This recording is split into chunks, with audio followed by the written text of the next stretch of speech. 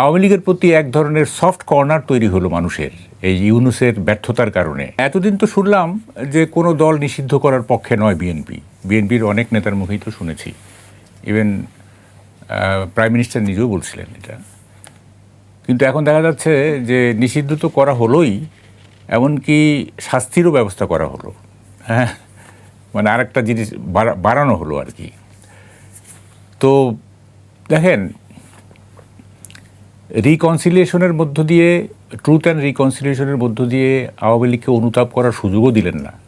হ্যাঁ, যদি একটা ট্রুথ অ্যান্ড রিকনসিলিয়েশন হতো তাহলে হয়তো আওয়ামী লীগের নেতারা সেখানে গিয়ে তাদের ভুল স্বীকার করতো, অনুতাপ করতো। সেই সুযোগটাও দিলেন না। না দিয়ে করলেন কি, যখন আওয়ামী লীগের প্রতি এক ধরনের সফট কর্নার তৈরি হলো মানুষের এই ইউনূসের ব্যর্থতার কারণে, হ্যাঁ, তখন আপনারা নিষিদ্ধ করে দিলেন। কাজটা কি ভালো হইল? দেখেন, আওয়ামী লীগকে কিন্তু মাইনাস করার একটা সুযোগ ছিল। সেটা কীরকম? 5ই আগস্টের পর আওয়ামী লীগ তো ডিসক্রেডিট হয়ে গেছিল, তাই না? একটা মোমেন্টাম উঠছিল আওয়ামী লীগের বিরুদ্ধে। তো সেই সময়টায় যদি নেপালের মতো খুব দ্রুতই একটা নির্বাচন দিত ইউনূস সরকার, তাইলে হয়তো কি ওই যে মোমেন্টাম, আওয়ামী লীগ বিরোধী একটা মোমেন্টাম ছিল, ডিসক্রেডিটেড আওয়ামী লীগ, তাইলে হয়তো কি মানুষ ভোটের মাধ্যমে আওয়ামী লীগকে মার্জিনালাইজ করে দিত ওই সময়টায়।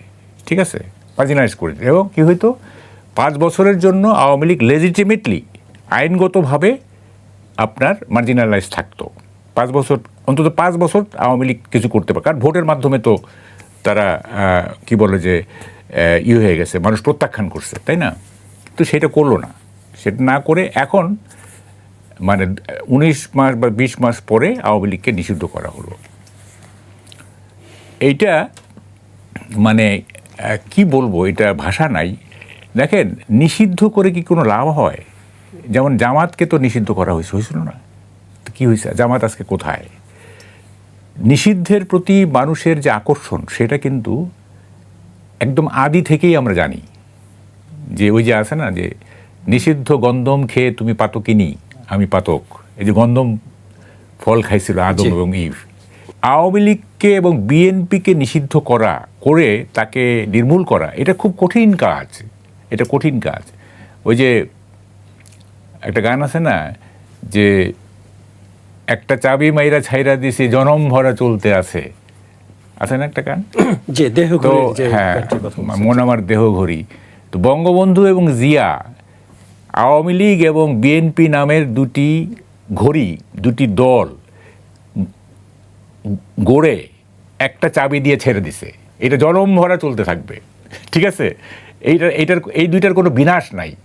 এবং আওয়ামী লীগ এবং বিএনপি শুধুমাত্র যে রাজনৈতিক দল তা কিন্তু না, তারা কিন্তু সোশ্যাল ফোর্স অলসো, তারা সামাজিক শক্তি অলসো। ঠিক আছে। এবং আমি গত 15 বছর শেখ হাসিনা রেজিমে আমি একটা কথা বলতাম প্রায়, যে আওয়ামী লীগ যখন বিএনপিকে কর্নার করার চেষ্টা করতো, বিএনপিকে নিশ্চিহ্ন করার একটা প্রবণতা আমরা দেখছিলাম, তখন আমি বলছিলাম, দেখেন, বিএনপিকে নিশ্চিহ্ন করতে পারবেন না এই অর্থে এটা মশক নিধন না, যে কীটনাশক স্প্রে করে দিলাম সব মশা মরে গেল, তাই না?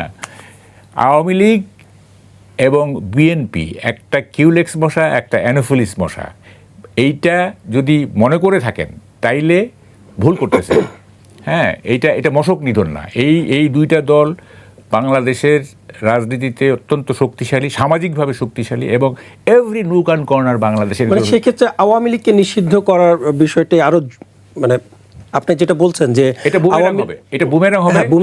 আমি একটু বলি শুনে, যতদিন বঙ্গবন্ধুর প্রতি ভালোবাসা থাকবে, যতদিন স্মৃতিসৌধ থাকবে, যতদিন সেকুলার মানুষ থাকবে, আওয়ামী লীগ থাকবে।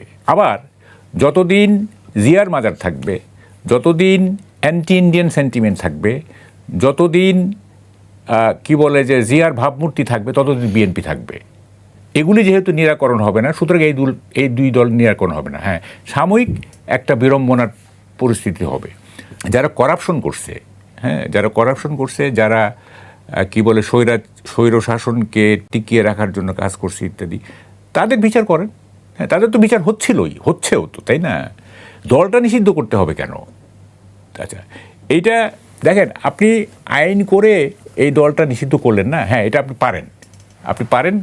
পারেন যে সন্ত্রাস বিরোধী, এই যে আওয়ামী লীগ সন্ত্রাস করছে, মানুষ মারছে, এই করছে, সেই করছে ইত্যাদি, এটা আপনি আইনগত পারেন।